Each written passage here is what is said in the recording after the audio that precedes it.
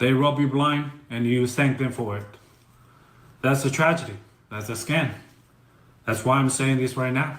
Americans, you don't need a tariff. You need a revolution. For decades, your government and oligarchs ship your job to China, not for diplomacy, not for peace, but to exploit cheap laborers.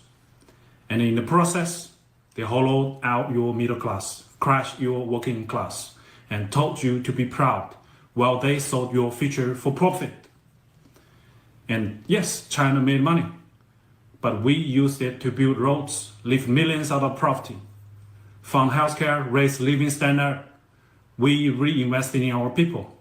My family also benefited from it. What did your oligarchs do? They bought yachts, private jets, mansions with golf course driveways. They manipulate the market, dodged tax, and poured billions into endless wars. And you get stagnated wages, crippling healthcare costs, cheap dopamine, debt, and flagged wave property made in China while they pick your pocket. For 40 years, both China and the United States benefit from the trade, the manufacturing, but only one of us use that wealth to build. This isn't China's fault. This is yours. You let this happen. You let the oligarchs feed your lies while they made you fat, poor, and addicted. Now they blame China for mess they made. I don't think so. I don't think you need another tariff. You need to wake up. You need to take your country back. I think you need a revolution. Wow. The things the guy said there was so deep and it's so deep. And let us listen to what the professor will also say. But this is, I've never thought of it that way. I knew some of it, but this is deep. This is really deep. Let us also listen to the professor, what he has to say about what the guy said. The one correction I would make, I realize a lot of this is ideological, is we haven't spent billions on useless wars. We've spent trillions on useless wars. But take it from there, Professor Mearsheimer. Well, if you If listen, that young man were your student in your class and he stood up and gave that minute and a half statement, how would you respond?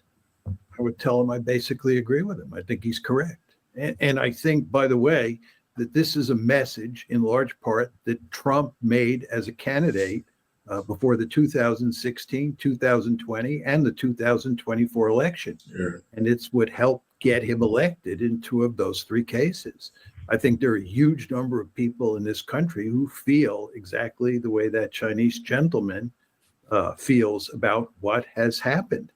I would note to you, on a subject that you and I disagree on, which is whether China can rise peacefully. I argued for a long time that China could not rise peacefully.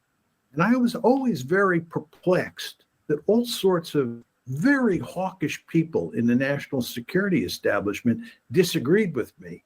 And they argued that China could actually rise peacefully. I remember when I had a debate with Zbigniew Brzezinski in the early 2000s on this issue.